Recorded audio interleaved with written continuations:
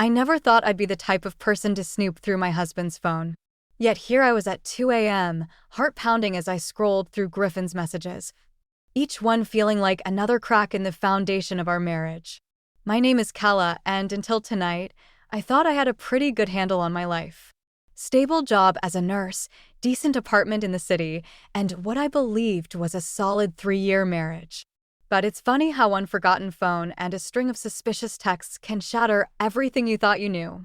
Need more time, one message read. She can't know yet. Meeting tomorrow at the usual spot.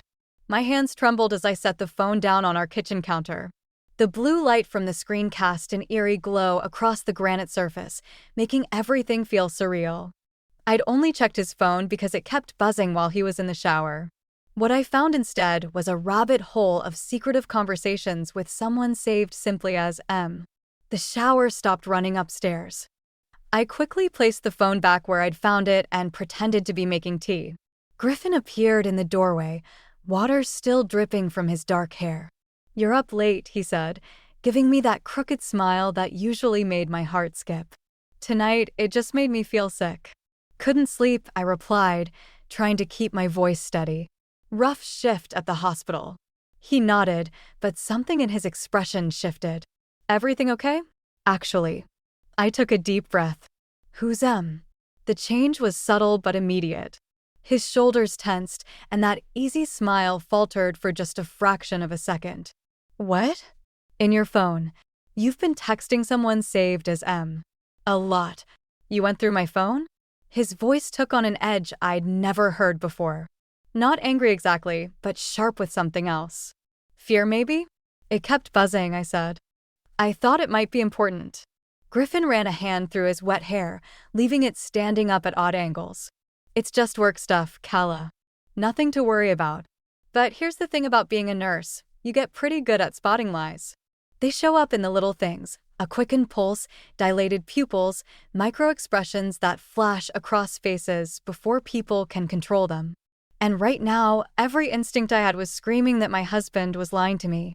Work stuff doesn't usually need to be kept secret from your wife," I said quietly. He didn't answer immediately, and in that silence, I heard everything I needed to know. Our marriage wasn't just cracking, it was about to shatter completely. The next morning hit like a hangover, even though I hadn't touched a drop. I called in sick to work for the first time in 2 years, my head spinning with questions I wasn't sure I wanted answered. Griffin had already left for work, or wherever he really went these days, when I finally dragged myself out of bed. I was nursing my second cup of coffee when the doorbell rang. Standing there in a cream-colored pantsuit that probably cost more than my monthly rent was Marjorie Ashford, Griffin's mother. Her perfectly maintained smile didn't quite reach her eyes. "Kala, darling," she said, stepping past me without waiting for an invitation. "I thought we should talk." My stomach dropped. Of course Griffin had called her. He always did when things got difficult. I was just heading out. Actually, I lied, but Marjorie was already settling herself onto our couch, her designer purse placed precisely beside her. "Griffin tells me you've been going through his private messages," she said, her voice dripping with practiced concern. "That's not like you, dear. Are you feeling stable?" The way she emphasized that last word made my skin crawl. "I'm feeling perfectly stable, Marjorie. What I'm not feeling is honest communication from my husband." She waved her hand dismissively. "Oh, you know how boys are. They need their privacy. Their little secrets." She leaned forward, lowering her voice. "But between us girls, I think you should know that Griffin's been under tremendous pressure lately. The family business isn't doing well, and he's been helping me sort through some financial difficulties." Something clicked into place. "You're I said flatly. Her smile flickered for just a moment. "Well, yes. Who did you think it was? Some sort of mistress?" She laughed, but it sounded hollow. "Really, Kala, you've been watching too many soap operas. Why the secrecy then? Why not just tell me?" Marjorie's expression hardened slightly. "Because some matters are family business, dear. And while you may be married to Griffin, you're not exactly family, are you?" The words hit like a slap. 3 years of marriage, and I was still an outsider. "How much money has he given you?" I asked. That's none of your concern, she snapped, mask finally slipping. Then, composing herself, I should go. But Calla? Remember that Griffin has responsibilities beyond this. She gestured vaguely around our apartment. Little life you've built together. As she clicked her way to the door in her expensive heels, I called after her. Marjorie? The next time you need money, try asking your other son. Oh, wait. He stopped speaking to you years ago, didn't he? She froze, hand on the doorknob. Without turning around, she said quietly, You really don't want to make an enemy of me, dear. But as I watched her leave, I realized that's exactly what I wanted to do. After Marjorie's visit, I did something I'd never done before. I went through our financial records. All of them. 3 years of bank statements, credit card bills, and investment accounts spread across our dining room table like evidence at a crime scene. What I found made me physically sick. The first transfer to Marjorie was small, just $5,000 labeled as family emergency. But they grew larger and more frequent. 10,000 here, 15 there. Our savings account, which I'd been building for medical school, had been quietly drained to less than a quarter of what it should have been. I was still staring at the statements when Griffin came home. He stopped in the doorway, keys dangling from his frozen hand. Your mother paid me a visit today, I said without looking up. Want to explain why we've given her over $100,000 in the past year? Calla, I can explain. Really? Because I'd love to hear how you explain stealing my dreams. He moved closer, reaching for my hand. I pulled away. The family business was struggling. Mom was going to lose everything. So you decided to lose everything of mine instead? My voice cracked. That money was for our future, Griffin. For medical school. For the life we planned together. We can still have that life, he said, but his eyes wouldn't meet mine. Mom just needs time to get back on her feet. Stop. I stood up, gathering the statements. Just stop lying. I talked to your brother today. Griffin's face went pale. What? Yeah. Funny thing about social media, it's not hard to find people. He told me some interesting things about your mother's financial difficulties. About how she's been playing this same game for years. Bleeding both of you dry with guilt and manipulation. You had no right. I had every right. I slammed the papers down. I'm your wife. Or at least, I thought I was. Turns out I'm just another ATM for your mother to drain. She's family, he said weakly. And what am I?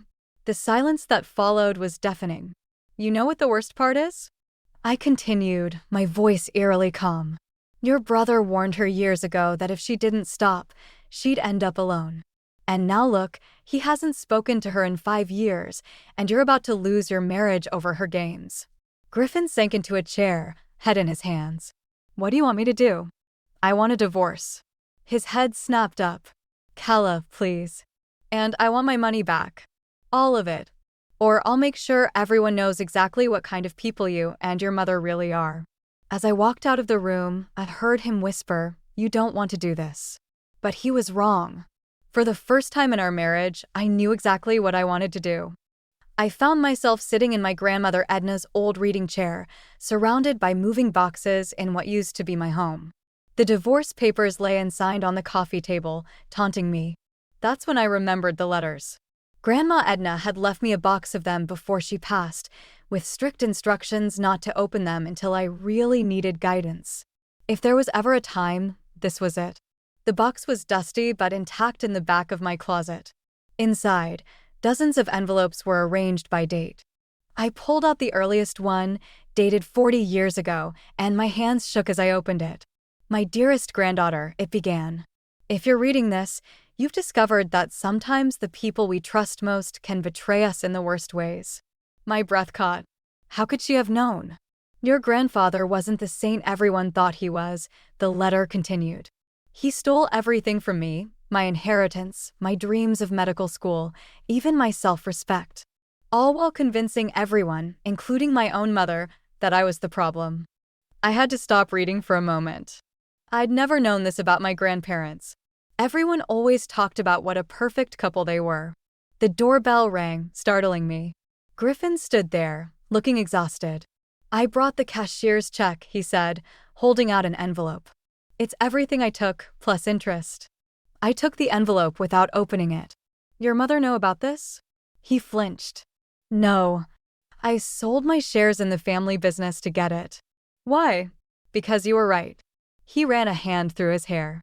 I talked to my brother yesterday. Really talked to him for the first time in years. The things he told me about Mom. Save it, I said, cutting him off. The money's great, but it doesn't fix what's broken. I know. He hesitated. There's something else you should know. Mom's planning something. I don't know what, but she's been making calls, talking to people about your job at the hospital. My stomach dropped. She wouldn't. She would. She's done it before to my brother's wife. His eyes met mine. Be careful, Kala. After he left, I returned to Grandma's letter, scanning to the end. But here's what I learned, my dear one. Sometimes the best revenge isn't about getting even. It's about getting free. I rebuilt my life without your grandfather, became a nurse on my own terms, and found happiness he could never touch. Remember, they can only take what you let them keep. I looked at the check in my hand, then at the divorce papers. Getting free. Maybe Grandma was right. But first, I needed to make sure Marjorie couldn't hurt anyone else ever again. The anonymous email arrived during my night shift at the hospital. Thought you should see this, it read, with an attached video file. My hands trembled as I pressed play in the break room. It was security footage from the hospital parking garage, showing Marjorie talking to Dr. Stevens, my direct supervisor. Their body language spoke volumes, her animated gestures, his slow nods.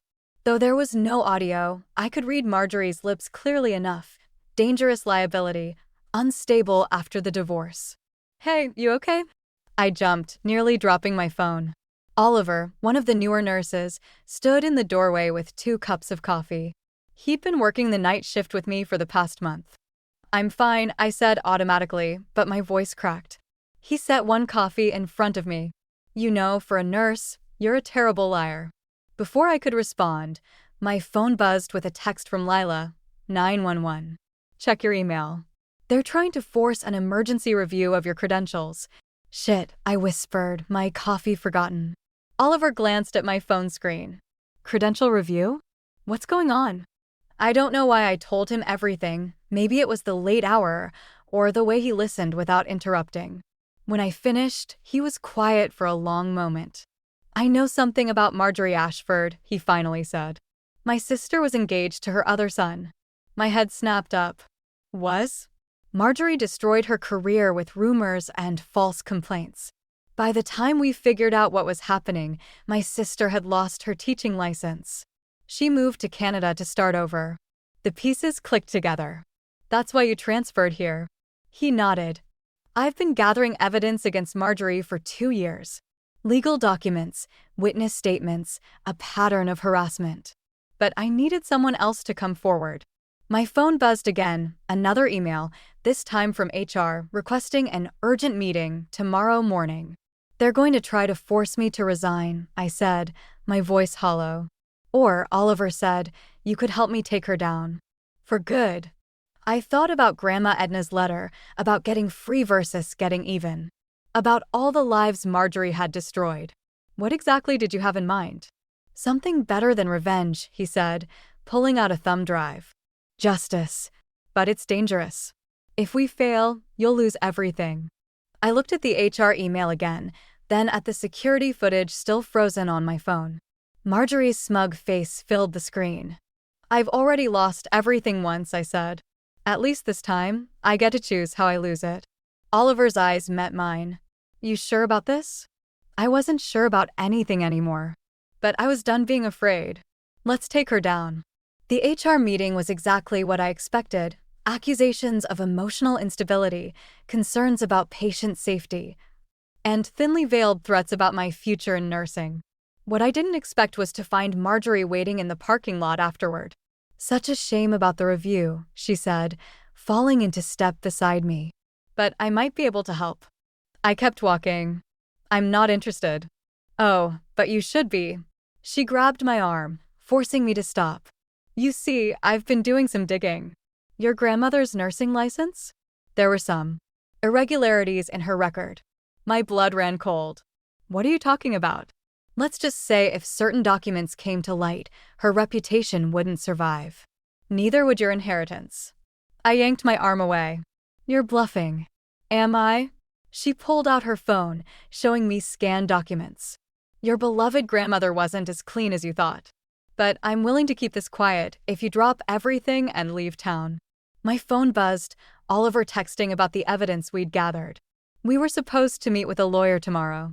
You have until midnight to decide, Marjorie continued. After that, these go public. Imagine the headlines, disgraced nurse's granddaughter follows in her footsteps. She walked away, leaving me standing there, shaking. I called Oliver. Don't react, he said immediately. She's watching you. She has documents about my grandmother. Fake ones. Has to be. But we need proof. We don't have time. The lawyer. Already cancelled, he cut in. Griffin just called. Marjorie's planning to file complaints against everyone who helps you. She's going nuclear, Calla. I watched Marjorie get into her Mercedes, that same smug smile on her face. She's not just trying to ruin my career anymore. She's going after my grandmother's memory. We can fight this. No, I said, something breaking inside me. We can't. Not without destroying everyone who tries to help me. I thought of Lila, of Oliver's sister, of all the lives Marjorie had already ruined. I'm done. Calla, wait. I hung up, then typed out my resignation letter. As I hit send, another text came through, from Griffin. Mom just called, bragging about your meeting. I'm so sorry. But I think I found something in Dad's old files that might help. Meet me tonight? I stared at the message, remembering Grandma's words about getting free versus getting even. Maybe there was a third option. Something better than revenge, but more permanent than running away. I texted back one word, where? If I was going down, I was taking Marjorie with me. And this time, I had nothing left to lose. The old Ashford house loomed before me, its windows dark except for one, Mr. Ashford's study, where Griffin waited with whatever evidence he'd found. As I reached for the door handle, a familiar voice froze me in place. I wondered if he'd contact you. Marjorie stepped out of the shadows, her heels clicking on the stone path. Behind her, Oliver emerged with his hands raised, Lila beside him. I'm sorry, Oliver said. She knew we were coming. Marjorie smiled. Did you really think I wouldn't have this place watched? That I wouldn't know my own son was plotting against me? Where's Griffin? I demanded. Not here. She held up her phone. Though he'll be devastated to learn how you three conspired to frame his poor mother. Imagine the scandal. The only scandal is what you've done to your family, I shot back. To everyone who trusted you. What I've done. She laughed. I've protected this family. Built it. Sacrificed everything for it. And what have you done, except try to tear it apart? You want to talk about tearing families apart? Oliver stepped forward. Tell her about my sister. About Griffin's brother. About all the others. I did what was necessary, Marjorie snapped. They were weak. Ungrateful. Just like you, Calla. No, a new voice said. You did what was easy. Griffin stepped out of the house, holding a thick manila envelope. Marjorie's composure cracked. Griffin, darling. I found Dad's real will, he said quietly. The one you hid. The one that leaves everything to charity. That's why you've been bleeding everyone dry, isn't it? Because you knew you'd lose it all when the truth came out. You don't understand. I understand perfectly. He turned to me. I'm sorry, Calla. For everything. But mostly for not seeing the truth sooner. Marjorie's face contorted. If you do this, you'll have nothing. No family, no inheritance. We already have nothing, Griffin said. You made sure of that. She lunged for the envelope, but I was faster. As we grappled, years of suppressed rage and fear fueled every move. The envelope tore open, papers scattering across the lawn like dead leaves. It's over, Mom, Griffin said, helping me up. The lawyer already has copies. So does the police. Marjorie stared at the scattered papers, her empire crumbling around her. You'll regret this, she whispered. No, I said, thinking of Grandma Edna's words about getting free. The only thing I regret is not seeing you for what you really are sooner. As blue lights filled the driveway, I realized something. Sometimes the best revenge isn't about destroying your enemy. It's about finally seeing them for who they truly are and choosing to be something better. 6 months after Marjorie's arrest, I found myself back at Grandma Edna's house, sorting through the last of her belongings. The medical school acceptance letter sat unopened on the kitchen counter, waiting. Found another one. Oliver called from the attic. He emerged with a dusty box labeled "For Kala, when it's over." Inside was a single envelope, dated just weeks before Grandma died. The paper felt fragile in my hands as I read. My dearest Kala, by now you've learned what I did all those years ago, how I chose silence over justice when your grandfather's crimes came to light. I told myself I was protecting our family's reputation, but really, I was protecting my own fear. Don't make my mistake. Don't let the desire for revenge or the fear of confrontation keep you silent. There's a difference between forgiveness and acceptance. You can release the anger without accepting the wrong. P.S. Check behind the loose brick in the garden wall. Some truths need to wait for the right moment. Oliver watched as I dug out the brick, revealing a small metal box. Inside were documents, proof of my grandfather's financial crimes, evidence that could have stopped him years before he ruined other families. She knew, I whispered. She had proof all along. But she chose to protect you instead, Oliver said softly. My phone buzzed, a text from Griffin. Mom took a plea deal. Thought you should know. Thank you for helping me see the truth.